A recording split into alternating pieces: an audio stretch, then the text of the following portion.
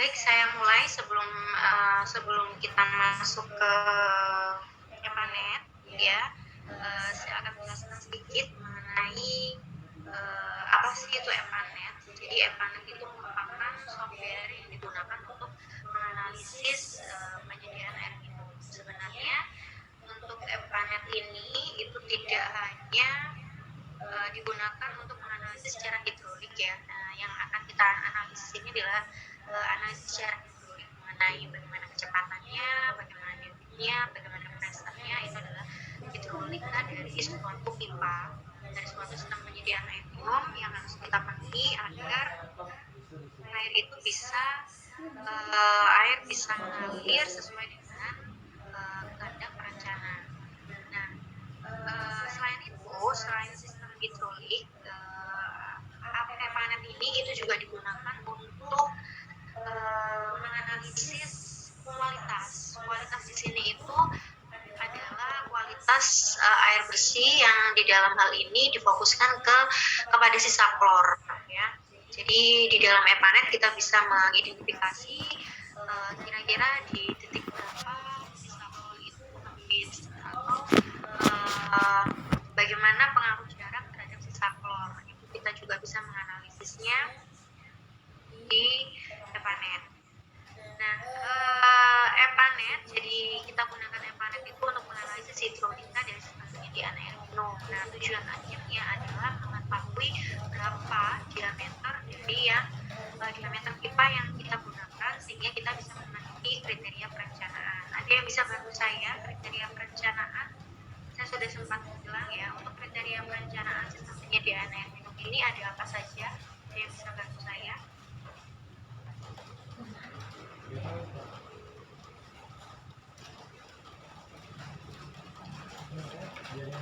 Recording in progress.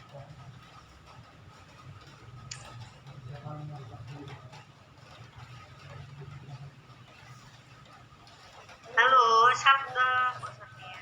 pertemuan 6, Indriani hadir di sini? Hadir, Bu.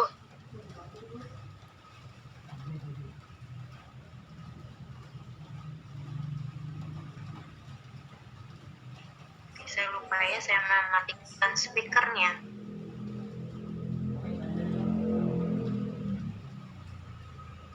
Oke, ya jadi kita skip aja ya. Saya sudah atur, nanti takut saya bingung. Jadi kita EPANET ini outputnya adalah untuk mengetahui diameter pipa perencanaan dengan memenuhi kriteria perencanaan, di mana kriteria perencanaan yang ingin dipenuhi adalah kecepatan dan pressure ya. Kecepatan yaitu 0,3 sampai 2,5 meter per second dan pressure-nya adalah minimal 10 meter per second. Pressure-nya 10 meter kolom air ya minimum, karena kita ingin merencanakan pipa primer atau pipa primer ya, pipa yang berasal dari IPAN dan juga jalan yang besar di pipa utamanya. Oke. Di sini ada. Jadi untuk penentuan pipa ya, perhitungan dan perencanaan pipa, kemarin kita sudah membahas mengenai proyeksi jumlah penduduk, kemudian kebutuhan air berdasarkan pembagian blok. Nah, setelah itu langkah selanjutnya adalah perhitungan atau penentuan dimensi pipa. Nah, penentuan dimensi pipa ini bisa digunakan dua cara. Yang pertama adalah perhitungan manual dengan analisis Hardy Cross, kemudian yang kedua adalah perhitungan dengan komputer atau EPANET. Jadi untuk yang manual dengan Hardy Cross ini menganalisis kesesuaian diameter rencana untuk mengalirkan debit minimum dengan kontrol kecepatan. Debitnya di sini itu kita asumsi ya di dalam analisis Hardy Cross. Kemudian untuk perhitungan dengan komputer EPANET itu mendapatkan dimensi pipa yang tepat, efisien dan ekonomis sesuai dengan kriteria perencanaan yang digunakan.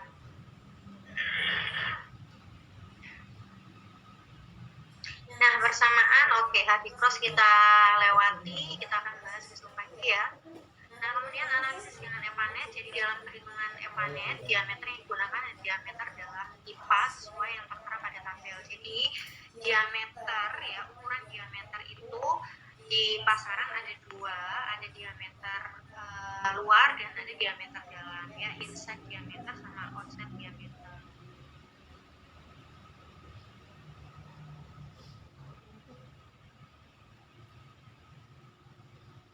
Oke, jadi yang digunakan di dalam EPANET ini yang adalah diameter dalam pipa. Nah, diameter dalam itu tidak ini ya, ini ada contohnya di sini. Ada outside diameter, inside diameter. Jadi yang tertulis di pasaran tuh 40, 50, 63 itu adalah outside diameter. Sedangkan inside diameter itu dikurangi dengan ketebalan dari pipa itu. Nah, yang dimasukkan ke dalam EPANET itu adalah inside diameter. Nah, perhitungan dengan EPANET dilakukan baik untuk debit pada rata-rata harian maupun pada jam puncak. Hal ini dikarenakan agar diameter pipa yang digunakan mampu untuk mengalirkan debit tidak hanya pada waktu rata-rata tetapi juga pada waktu jam puncak, atau bahkan dalam perencanaan itu hanya menghitung debit jam puncak saja, karena anggapannya ya kalau misalkan sudah memenuhi debit jam puncak, maka di dalam debit rata-rata itu pasti sudah terpenuhi kriterianya. Atau bisa jadi menggunakan debit rata-rata tetapi memasukkan time pattern. Time patternnya itu maksudnya berapa koefisien penggunaan air itu, koefisien debitnya per satuan waktu. Jadi misalkan jam 00 itu berapa koefisiennya, jam 01 berapa, 02 berapa. Jadi dia akan menganalisis dengan sendirinya kira-kira debit yang tertinggi itu berapa, dan dia akan merencanakan pipa dengan diameter yang dengan debit yang tertinggi. Kemudian data yang dibutuhkan apa untuk EPANET? Yang pertama adalah panjang pipa, elevasi tiap knot, debit tiap knot. Jadi di dalam EPANET kita akan menggambarkan sistem distribusinya. Jadi komponennya ada reservoir, ada yang dinamakan knot itu ada junction ya, yang terletak di pertigaan pipa atau di percabangan pipa. Kemudian ada pipa, ada pompa. Nah, sebelum kita masuk ke situ, kita harus sudah tentukan di mana letak masing-masing komponen, keempat komponen itu tadi, di mana reservoirnya, di mana kira-kira junctionnya, pipanya, dan pompanya jika menggunakan pompa. Nah, setelah itu baru kita identifikasi data yang dibutuhkan. Jadi data yang dibutuhkan untuk untuk node atau junction itu biasanya yang data yang dibutuhkan adalah elevasi dan debit ya, elevasi dan debit. Kalau masih ingat di beberapa waktu yang lalu ketika ada namanya presentasi mengenai pelayanan, itu saya minta untuk memberikan junction di tiap-tiap belokan atau percabangan pipa, dan saya minta juga untuk memberikan tanda panah ya kemana junction itu melayani ya. Jadi di dalam setiap junction itu diharapkan melayani masing-masing blok. Tetapi kalau misalkan ada junction yang tidak melayani blok, itu tidak masalah. Jadi junction tidak selalu melayani blok, tetapi blok itu harus semua dilayani oleh junction. Nah, di dalam junction kita butuh elevasinya, kita butuh debitnya sesuai perhitungan sebelumnya. Kemudian untuk pipe atau pipa kita butuh panjang pipa, kemudian koefisien pengkasaran pipa, sama asumsi ukurannya ya. Jadi kita harus punya data ukuran pipa yang kita gunakan adalah inside diameter. Nah, nanti di dalam EPANET kita akan outputnya adalah seperti ini. Jadi kita tahu junction yang setelah dianalisis ya, setelah di-run di dalam EPANET, maka kita akan melihat kriteria perencanaannya apakah sudah memenuhi atau belum. Seperti ini ya. Ini pressure-nya sudah di atas 10 semua, berarti sudah memenuhi. Kalau misalkan ada yang kurang dari 10, itu berarti kita harus analisis lagi. Analisisnya bisa diganti pipanya, bisa ditambah pompa ya, diganti pipa itu maksudnya ukurannya ya, bisa dinaikkan, bisa diperkecil. Ingat prinsipnya dari persamaan kontinuitas ya. Ini bisa sama dengan P2 di mana debit itu sama dengan A dibandingkan B gitu ya. Kalau kita pressure itu biasanya berhubungan dengan elevasi atau head ya, pompa. Sedangkan yang kedua, kriteria yang kedua velocity itu kita juga lihat kriterianya adalah 0,3 sampai 2,5. output dari EPANET itu seperti tampil seperti ini, kita lihat apakah sudah memenuhi atau tidak. Jika belum berarti kita harus menganalisis terus ya sampai ditemukan velocity-nya 0,3 sampai 2,5.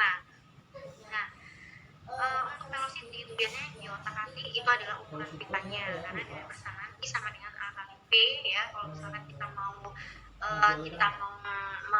mengotak-atik V-nya, kecepatannya agar memenuhi, berarti kita harus mengotak-atik diameternya ya. Kecepatan itu berbanding terbalik dengan diameter. Kalau kita ingin menaikkan kecepatan, berarti kita harus menurunkan diameter begitu sebaliknya gitu. Oke. Ya kurang lebih seperti itu ya. Jadi data yang dibutuhkan di dalam EPANET adalah data tentang lokasi reservoir, junction pipa, pompa gitu ya. Kemudian datanya adalah data elevasi, data elevasi, kemudian data debit ya, debit per blok, kemudian debit per junction, kemudian panjang pipa, kekasaran pipa, kemudian ukuran pipa yang ada di pasaran, di mana kita menggunakan ukuran pipa, ukuran dalam dari suatu pipa ya, setelah dikurangi dengan ketebalan pipa. Hal yang perlu diperhatikan dalam analisis EPANET itu tadi ya, kriteria perencanaan yaitu kecepatan aliran antara 0,3 sampai 2,5 disertakan minimum pada setiap titik atau junction yang direncanakan sebesar 10 meter. Oke, ini kalau untuk hari ini saya akan menambahkan sedang solusinya. Oke, saya stop share dulu ya. Silakan dibuka EPANET-nya.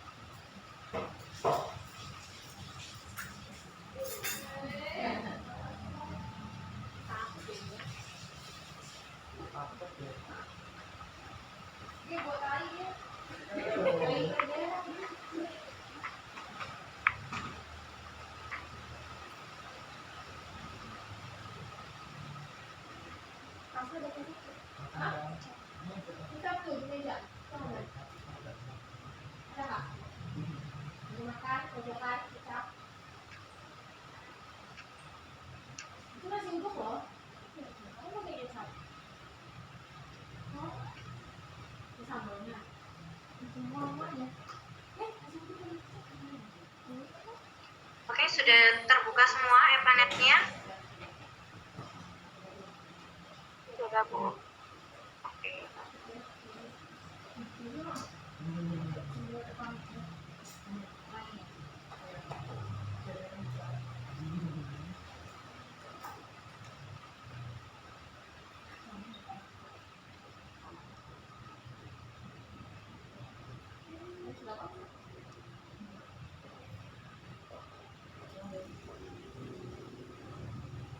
Oke, juga jika sudah terbuka, silakan nanti kalau ada pertanyaan itu ya lewat kolom chat saja ya. Oke, kita mulai EPANET-nya. Jadi silakan dibuka EPANET-nya, kemudian kita keluarkan peta yang menjadi wilayah perencanaan kita gitu ya. Nah, harapannya peta yang diinputkan di EPANET itu sudah jelas mengenai jalur pipanya. Jadi jangan sampai memasukkan peta di dalam EPANET ini yang belum ada jalur pipanya, karena itu akan menyusahkan kalian. Jadi jika sudah ada jalur pipanya dan ada bloknya, itu akan mempermudah kalian untuk menggambar jaringan pipa dari perencanaan kalian. Nah, syarat yang bisa masuk ke EPANET itu adalah jenis file yang jenis file PMP ya, yang bisa masuk ke dalam EPANET. Ya, jadi dijadikan file itu silakan klik view, kemudian klik backdrop ya, kemudian klik load. View backdrop load. Oke, kita klik, kemudian kita pilih peta yang menjadi wilayah perencanaan kita. Seharusnya jika kalian sudah punya EPANET ini, berarti kalian sudah punya peta kota Pasuruan ini.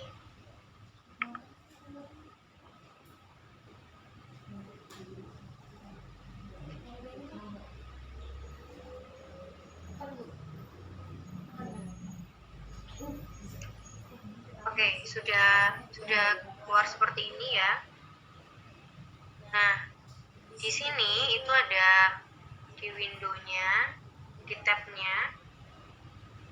Ini ada kursor yang bisa zoom in, zoom out, dan bisa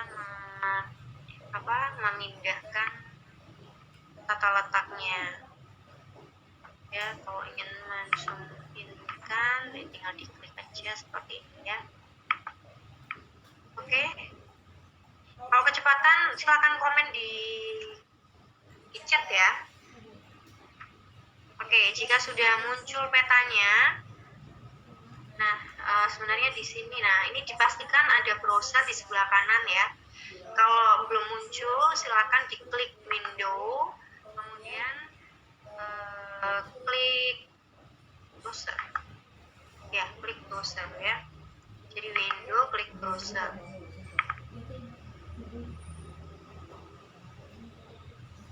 Oke, jika sudah ada pipa, maka hal yang pertama yang harus kita lakukan ya setelah petanya keluar ya menjadi background kita sebelum melakukan perencanaan, kita klik di browser ini di bagian data ya. Di sini ada dua, data dan map. Data dan map. Nah, kita klik data, kemudian kita klik data ya. Nah, di sini ada beberapa pilihan, junction, reservoir, tank, pipes, dan lain sebagainya. Ini adalah komponen-komponen yang harus diinputkan ya. Kemudian kita klik option dulu, kemudian kita klik hydraulic, kemudian kita ubah flow unit ini GPM ya, galon per menit. Kita ubah menjadi sesuai dengan perhitungan kita sebelumnya, satuannya adalah LPS atau liter per second gitu. Nah, kemudian yang harus diubah lagi, ini tidak diubah ya, ini harus dilihat head loss formulanya. Ini ada beberapa pilihan, ada Hazen-Williams, gas Westbeck, dan Jezimeni ya kan. Nah, yang kita gunakan di sini untuk saluran tertutup adalah Hazen-Williams. Kita klik Hazen-Williams. Jadi dipastikan bahwa sudah Hazen-Williams. Kalau saluran terbuka silakan bisa menggunakan Jezimeni atau Westbeck. Nah, kemudian ke bawah sampai di ujung ya, silakan ditarik ke bawah. Di sini ada status report, itu kita ubah menjadi yes. Oke, jadi saya ulangi, di data kemudian diklik option ya, data, kemudian kita cari option, diklik hydraulics, kemudian kita ubah satuannya menjadi LPS, kemudian head loss formulanya adalah Hazen-Williams, kemudian yang bawah adalah status reportnya yes. Oke, jika sudah kita close.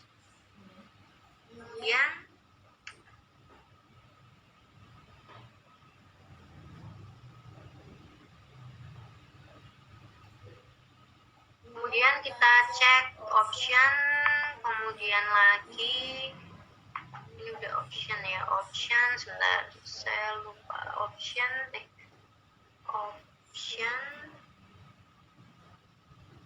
kita klik option, oh ya, di times ya, di times kita total durasinya. Nah, ini tergantung dari perencanaan kita, apakah kita merencanakannya secara kontinu ya.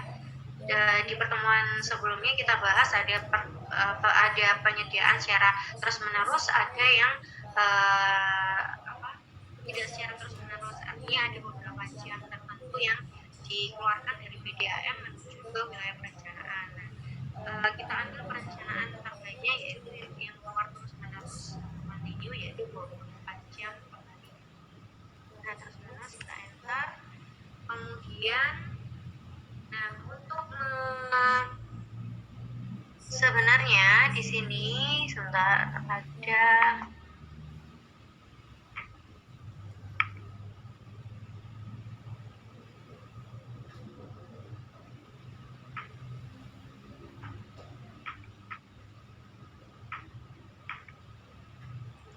di sini ada demand multiplier ya, multiplier. Nah, itu tujuannya adalah untuk menginputkan faktor jam puncak atau faktor jam puncak harian atau jam harian faktor jam puncak atau faktor harian maksimum gitu. Nah, tapi ada satu cara lagi. Ini caranya yang lebih detail ya.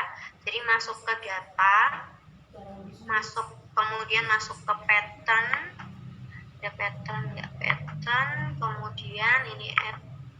Nah, di sini kalau misalkan lebih detail lagi, jadi kita tidak usah lakukan 2 kali analisis ya, debit harian dan debit puncak. Kalau misalkan tidak mau 2 kali, berarti kalian bisa nanti inputkan ke debit rata-rata harian, tetapi di sini itu dimasukkan koefisien dari faktor jam puncaknya.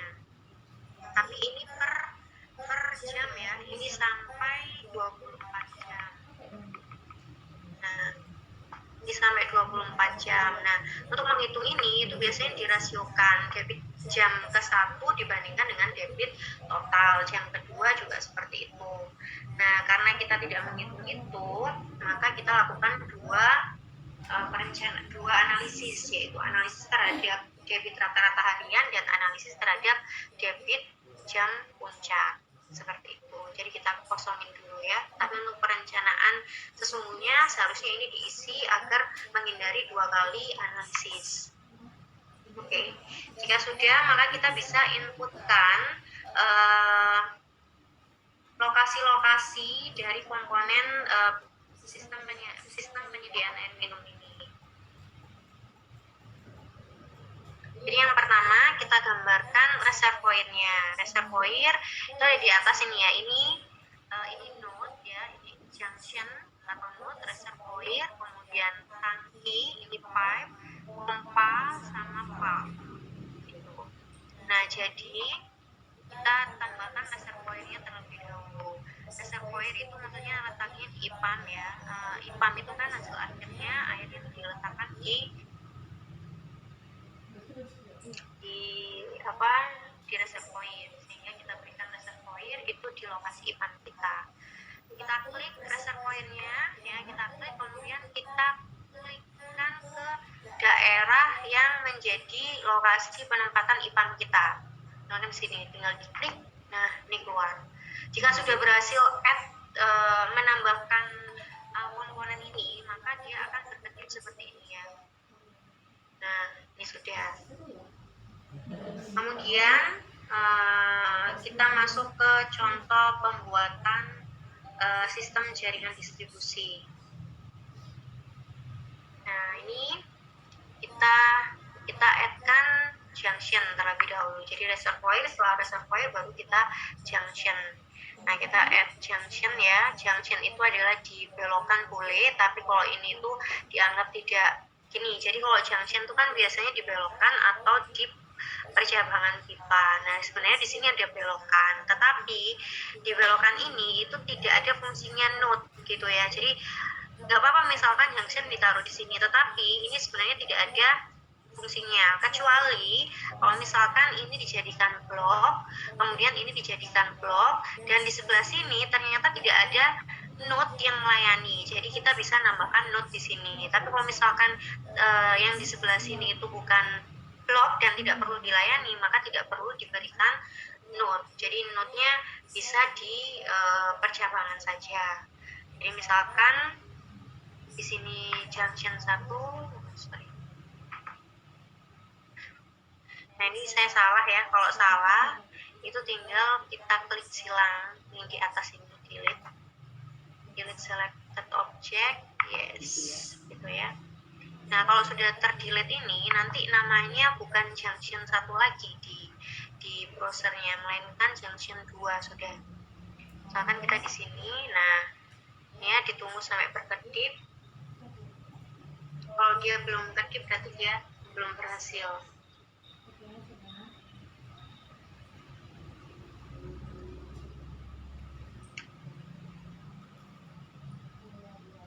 Ini C1, kemudian C2-nya kita taruh di sini. Oke, kemudian C3-nya kita taruh di mana nih ya? Di sini sepertinya.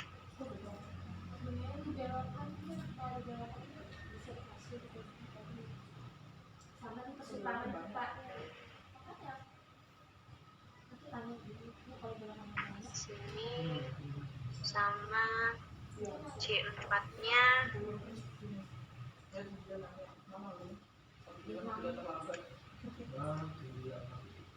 C4-nya di ujung sini, kemudian C5 di sini, kemudian C6 itu urusannya C3.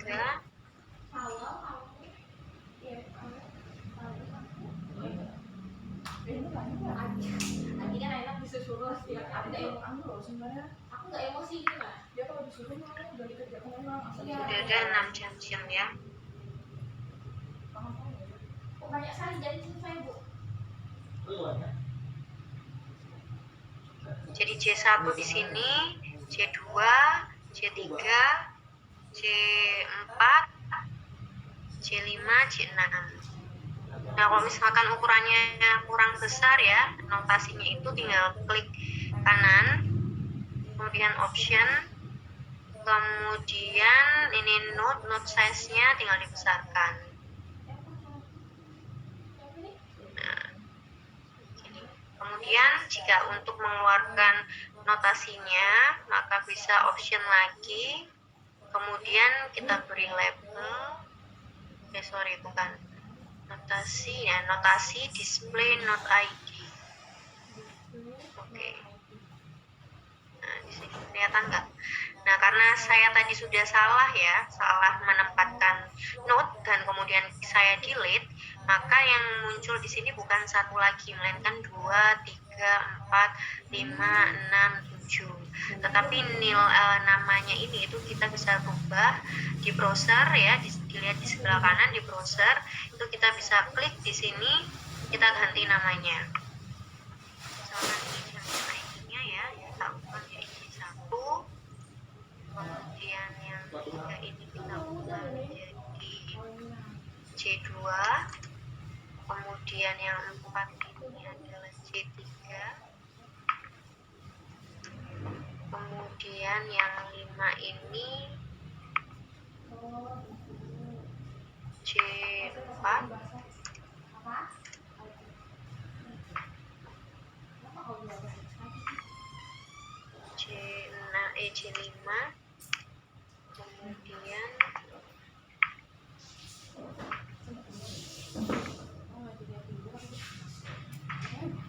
C6.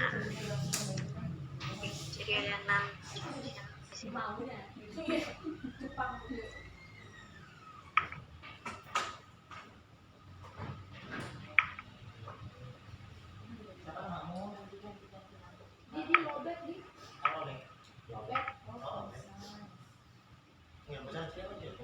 Sudah, jika sudah menggambar junctionnya, maka kita gambar garis antara junction itu, garis antara komponen yang sudah kita buat ini. Nah, garisnya itu yang dinamakan pipa, gitu ya. Jadi junction sudah, reservoir sudah, kita gambarkan pipanya.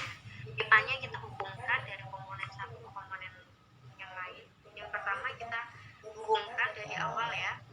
Air akan keluar dari reservoir ke C1. Nah, pipa ini itu harus mengikuti jalan gitu ya. Jadi kita klik di reservoir-nya. Oke, nah kalau berhasil dia akan berkedip gitu ya. Kemudian kita ikutin jalannya. Ini kita klik ya, setiap ada belokan kita klik, kemudian ini ada belokan kita klik lagi, kemudian ini kita klik lagi ya, mengikuti. Wah, kenapa ini ya?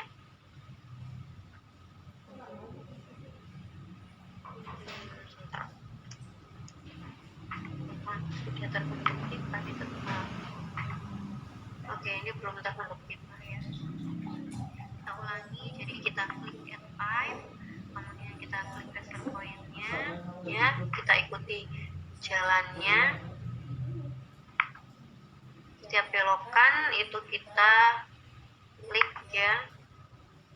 Ini kita klik lagi,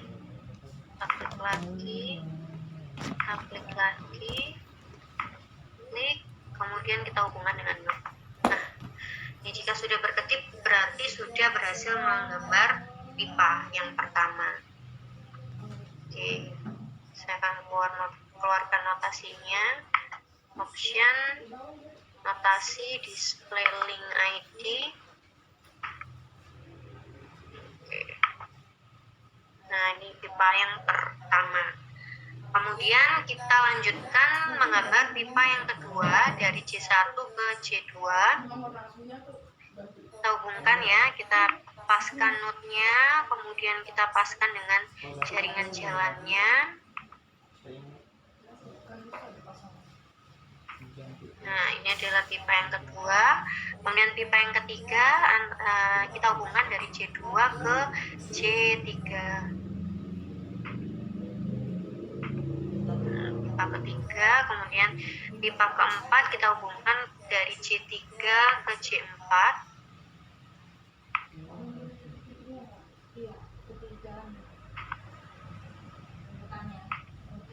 Kemudian pipa 5 kita hubungkan dari C4 ke C5. Kemudian pipa ke-6 kita hubungkan dari C5 ke C6. Kemudian pipa 7 kita hubungkan dari C6 ke C1. Nah, terus ini harapannya ada 2 blok di sini, kita beri batasan, kita beri pipa lagi dari C3 ke C6.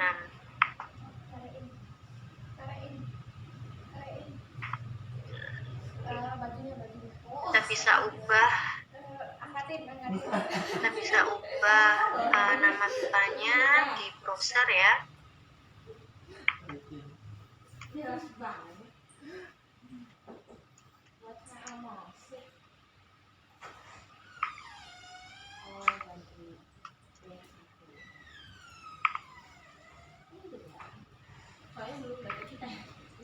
Seru juga ya. Lumit kan, baca tidak?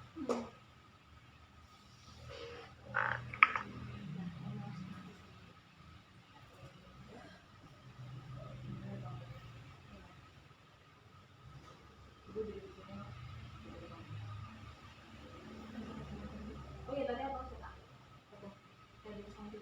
Itu kamu gimana? Jadi dia suka apa sih? Itu nanya nanti setelah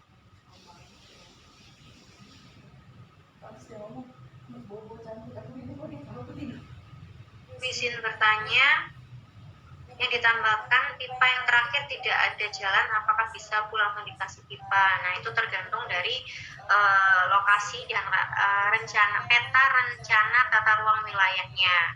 Kalau misalkan di sini tidak ada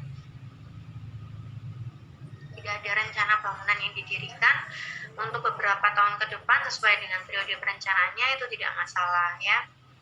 Bisa ditambahkan pipa, tetapi sebaiknya pipa-pipa seperti ini amannya itu mengikuti jalan. Tetapi jika dibutuhkan itu harus dianalisis apakah ada penggunaan wilayah di sebelah sini untuk tahun perencanaan kita. Kalau nggak ada silakan. Gitu ya, dan bisa. Oke, jika kita sudah menggambar semua komponennya. Jadi reservoir 1, kemudian ada J1 sampai dengan J6, kemudian pipa 1 sampai dengan pipa 8. Setelah tergambar semua, maka kita input datanya. Nah, yang pertama adalah data reservoir. Salsabila bertanya, permisi, jika dalam satu loop terdapat lebih dari satu blok, apakah boleh, Bu? Terima kasih. Satu loop ada beberapa blok. Yang membedakan bloknya apa? Kalau ditambahkan pipa boleh, kalau hanya batasan blok boleh ya. Sebenarnya nggak apa-apa. Satu loop terdapat lebih dari satu blok, asal pipanya itu ngeloop dengan baik gitu aja ya. Oke, kita masuk ke penginputan data. Tadi yang saya katakan bahwa data yang dibutuhkan itu untuk node sama pipa ya, terlewat untuk reservoir. Reservoir, jika kita ingin input data, maka kita menuju ke browser yang di sebelah kanan ya, kita pilih di bagian reservoir. Oke, kita pilih reservoir 1, atau kita bisa langsung klik di bagiannya ya. Misalkan kita ingin input di J6, kita langsung double klik, nah nanti akan keluar apa yang harus diubah di sini. Nah, kita klik reservoir 1. Nah, yang perlu diinputkan di sini adalah head. Head itu biasanya sama dengan elevasinya. Jadi misalkan ini kita kasih ini nama R1 gitu ya, reservoir 1. Misalkan seperti itu. Kemudian total headnya ini adalah kita isikan elevasinya ya. Elevasinya berapa sesuai dengan ketinggian tanahnya. Misalkan di sini 100. Kalau misalkan dia itu adalah reservoir atau tangki yang dinaikkan ya, kalau pasti kalian akan melihat ada reservoir itu yang agak sedikit dinaikkan, itu biasanya juga untuk memenuhi dari kebutuhan tekanan yang ada di wilayah itu ya. Jadi kita harus tahu berapa elevasinya dan berapa tinggi dinaikkan dari reservoir itu. Nah, misalkan ini total headnya adalah 100 ya, ketinggian dari reservoirnya 100, kita enter.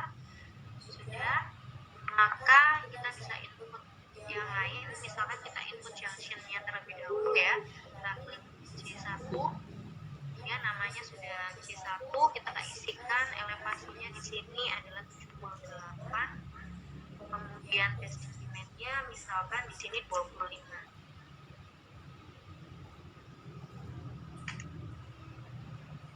Maaf, ini salah, 78 elevasinya, kemudian estimatenya adalah 25.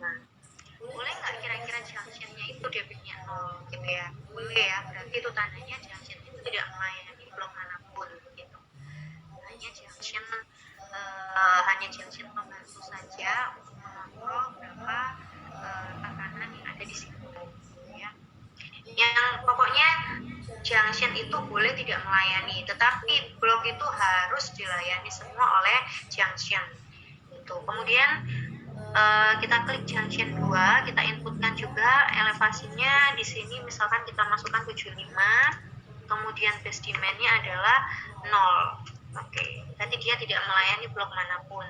Kemudian J3 kita klik, kita masukkan elevasinya adalah 73, base demand-nya adalah 25.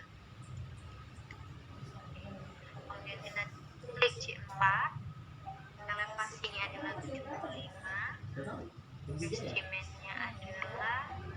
base demand-nya adalah 0. Oke.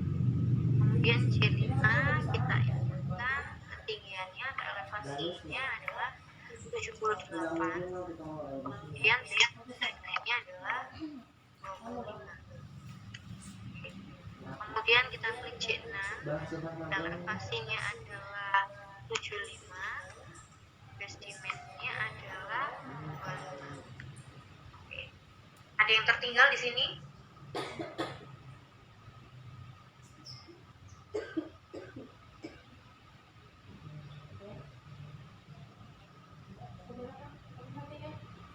C1 elevasinya 78, base dimennya 25, C2 elevasinya 75, base dimen 0, C3 elevasinya 73, base dimen 25, kemudian C4 elevasinya 75, base dimen 0, C5 elevasinya 78, base dimennya 25, kemudian C6 elevasi 75, base dimennya 25. Oke, setelah itu kita inputkan pipe-nya. Kita klik pipe-nya. Kita inputkan datanya di sini. Kita harus tahu ya panjangnya. Panjang pipanya 1000, diameternya.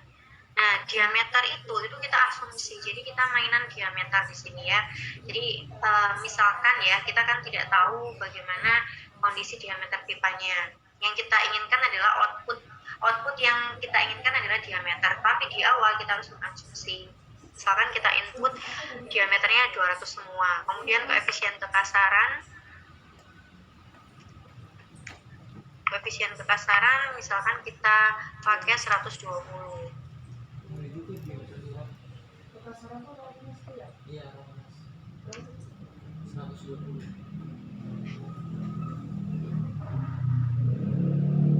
Koefisien kekasaran pipa atau roughness itu untuk PVC 110 sampai 120 ya. Untuk galvanis 120, untuk pipa baja itu 110 sampai 120. Nah, makanya kita pakai 120 yang mewakili jenis pipa apapun itu. Kita enter, kemudian kita inputkan yang lain ya, jenis pipa yang lain, pipa 2 di sini panjangnya adalah 500, kemudian diameternya kita samakan 200, roughness-nya juga kita samakan 120. Mungkin nggak satu distribusi itu memiliki roughness yang berbeda, itu mungkin ya, karena perencanaan itu wilayahnya sangat panjang sekali ya. Jadi ada beberapa yang perencanaan itu di wilayah A itu menggunakan PVC, di wilayah B bisa menggunakan baja gitu. Itu tergantung juga dengan kondisi tanahnya. Apakah tanahnya itu bisa mengakibatkan gampang korosi atau tidak, itu mempengaruhi jenis pipa yang digunakan. Terus pipa 3 itu kita masukkan 750, diameternya kita samakan 200, kemudian roughness-nya adalah 120.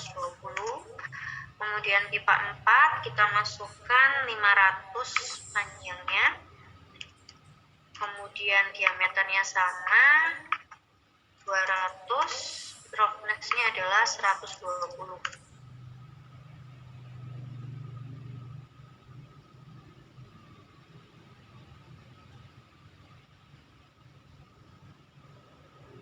Kemudian P5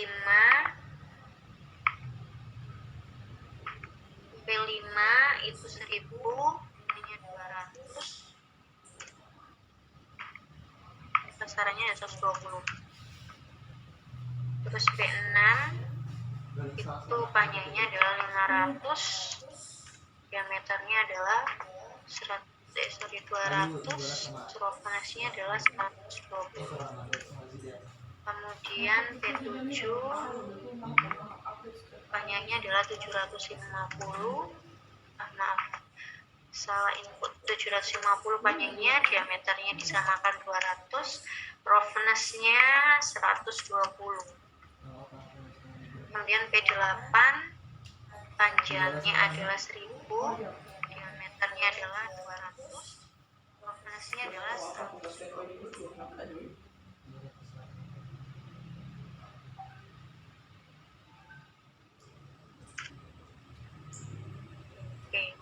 Jika sudah, maka datanya sudah terinput semua. Ada yang kelewatan di sini? Permisi Bu, izin bertanya, panjang pipanya itu tahu dari mana ya Bu? Itu diukur ya. Nah, kalau misalkan nggak tahu, di AutoCAD itu kan kita bisa melihat ukurannya dari titik tertentu ke titik tertentu. Jadi makanya sebelum masuk ke sini silakan digambar ke AutoCAD ya. Terus terus digambarkan reservoirnya di mana, untuk pastinya di mana, pipanya di mana gitu ya. Nah di Epanet itu nanti ya kita bisa tahu nih ukuran dari titik yang satu ke titik yang berikutnya gitu ya. Atau kalau misalkan mau bisa dari peta, kalau petanya ada skalanya, bisa tuh ada skala garisnya seperti ini kan ada skala garisnya. Nah silakan nanti digaris dibandingnya berapa, terus lihat skalanya. Biasanya di sini 1 cm itu akan mewakili berapa meter atau berapa kilo. Nanti bisa dihitung dari skalanya gitu ya. Kalau manual berarti dari petanya kita garisi satu persatu, tapi kalau bisa menggunakan software Epanet gitu ya Indriani ya. Jadi panjang pipanya harus diketahui sebelum masuk ke Epanet. Nah setelah terinput semua, maka kita bisa langsung ngerannya ada gambar petir di atas ya, gambar petir di atas ya, run itu kita klik. Nah nanti ada statusnya, run statusnya, warning message, status report, ada status reportnya, kita klik OK. Di sini tertulis ada negatif pressure, berarti pressure-nya itu ada yang negatif, kita cek. Nah kita ceknya itu di sini ada gambar tabel ya, tabel kita klik. Nah kemudian di sini kan laporannya ada negatif pressure. Nah negatif itu adalah laporan dari si junction atau node, sedangkan velocity itu laporan dari si pipa atau link gitu. Nah karena ini pressure yang bermasalah, maka kita cek di kolomnya. Ini kita pilih nodes ya, kita pilih links atau node. Karena pressure kita pilih nodes, kemudian kolomnya kita klik. Di sini kita pastikan pressure sudah tercentang ya, kita ingin melihat. Oke, kemudian kita klik OK, nanti keluar. Nah hasilnya ini bisa dilihat bahwa pressure-nya minus semua nih, minus 31, minus 32, minus 35, minus 37 seperti itu. Nah kira-kira bagaimana caranya untuk menaikkan pressure? Itu bisa menaikkan head pada reservoir, atau kesalahan kedua kita itu adalah diameternya disamakan.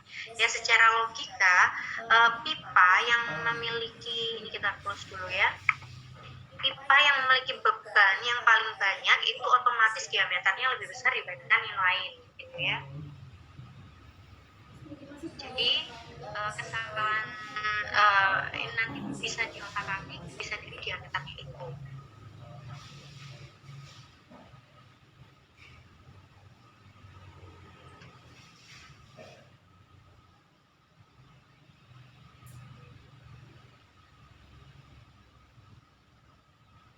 Nah misalkan ya kita ubah di pipa 1 ini, kita naikkan aja jadi 300 ya,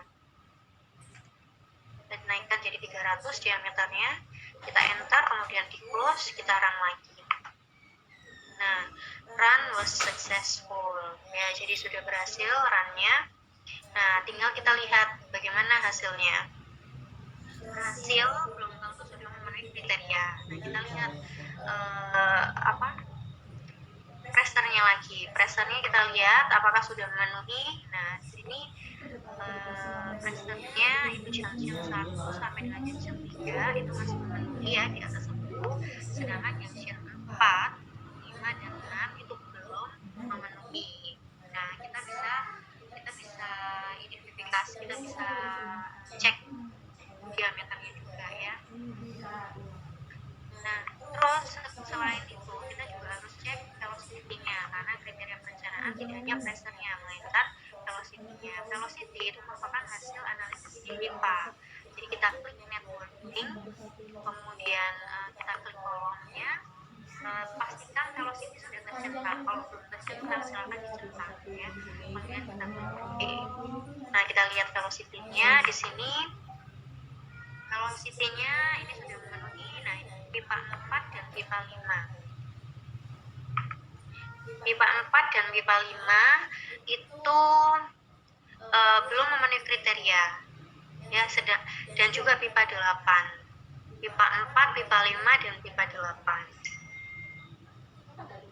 Nah karena pipa 5 dan pipa 4, pipa 5, pipa 6 dan pipa 8 yang belum memenuhi ini ya, 0,3 sampai 2,5, pipa 2, 3, kemudian maaf 2 sama 3 sudah ya, 4 sama 5 sama 8.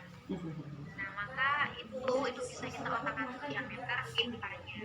Nah, caranya bisa mengotak-atik diameter pipa yang bersangkutan, yang bermasalah, yaitu pipa 3 atau pipa 4, atau bisa jadi kita utak-utak pipa yang lain gitu ya.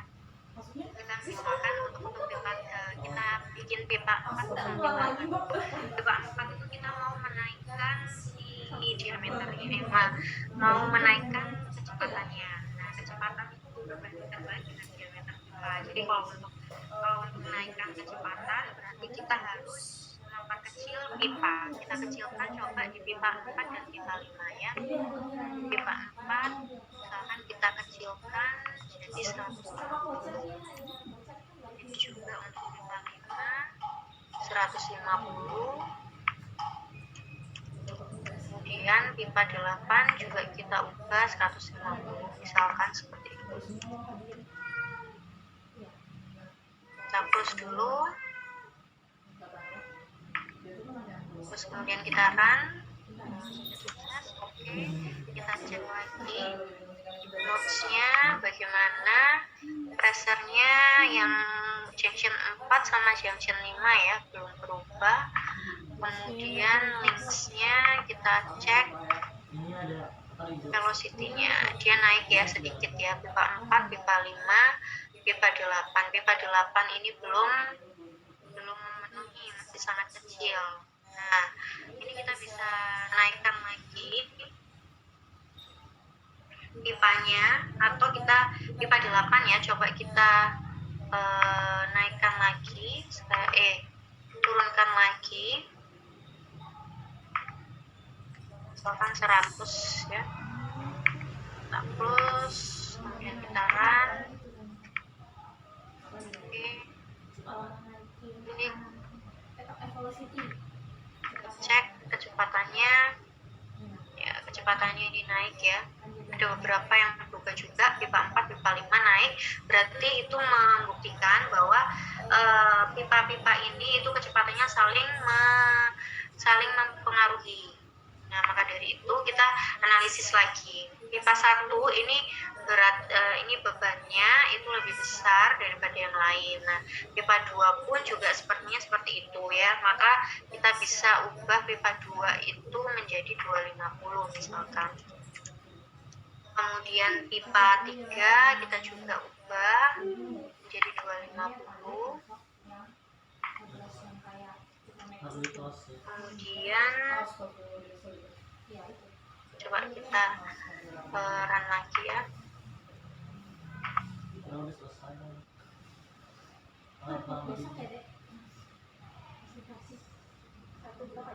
Kita lihat tulisnya. Nah, ini kecepatannya sudah memenuhi semua ya. 1,4, 0,7, 0,5, 1,2, 0,4. Jadi secara kecepatan itu sudah memenuhi kriterianya. Kita lihat ke notesnya. Nah, ini pipa injection 5 itu 7,07. 7,07.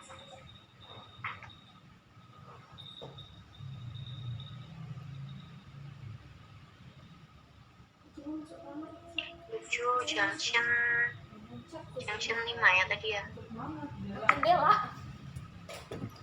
Junction 5 ada di sini.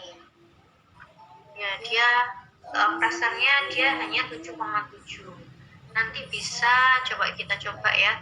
Apakah berpengaruh ini diameter di pipa 5 sama pipa 6. Coba kita tutup sedikit.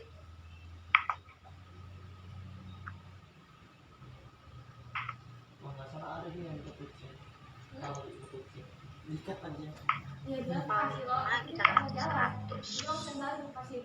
Enggak mau usah kayak gini apa? Iya, di sini tadi kan. Dia enggak mau gitu. Dia langsung balik. Nah, ternyata di junction 5 tambah turun ya.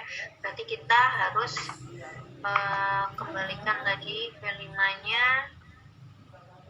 jadi 150. udah tutup semua tuh. Coba kita kembalikan ke 200.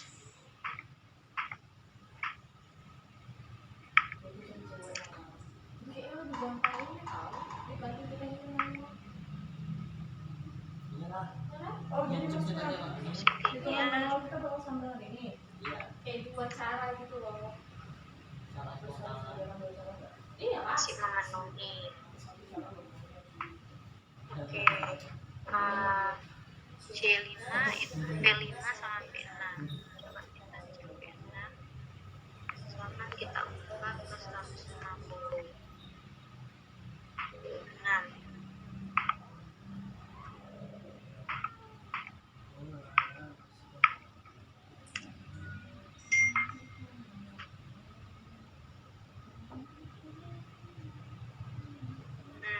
Oke, berarti harus dinaikkan.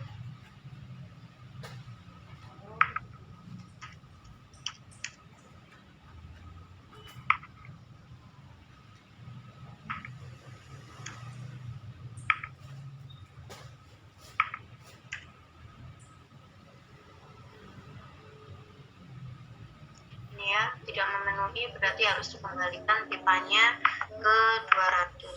Itu dia nih. Buat ini. Oke, berarti P6 kita rubah ke 200. Ini sebagai contoh ya, seharusnya tadi yang saya katakan bahwa diameter yang dimasukkan itu adalah diameter dalam, bukan diameter luar ya. Kalau diameter dalam itu tidak mungkin dengan angka sebulat ini ya, pasti ada koma-koma. Nah, kalau misalkan belum memenuhi 10, berarti kita bisa berikan pompa ya. Ini kita coba cek lagi ya, di sini masih 7,78 ya, belum 10. Maka dari itu kita bisa tambahkan pompa di jaringan ini. Nah, caranya menambahkan pompa itu adalah ini di P1, kita klik P1.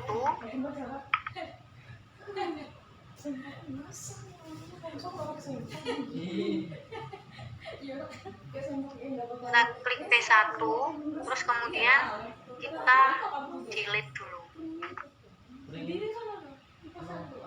Kita delete. Nah, ini kita buatkan pompanya terlebih dahulu. Pompa itu bisa ditambahkan dengan menambahkan junction dulu ya. Kita bisa berikan junction dulu. Kita diperbesar ya. Kita tambahkan junction dulu, junction pembantu untuk pompanya. Kita klik di sini ya, kemudian kita beri nama di sini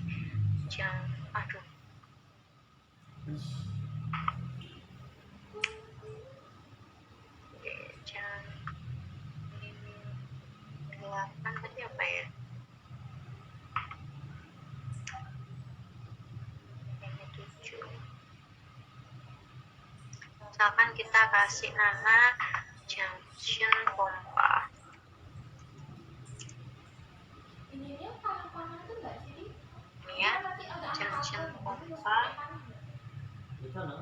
Kemudian kita berikan pompa ini yang gambarnya seperti ini ya, add pump, diklik, kemudian kita tambahkan dari R1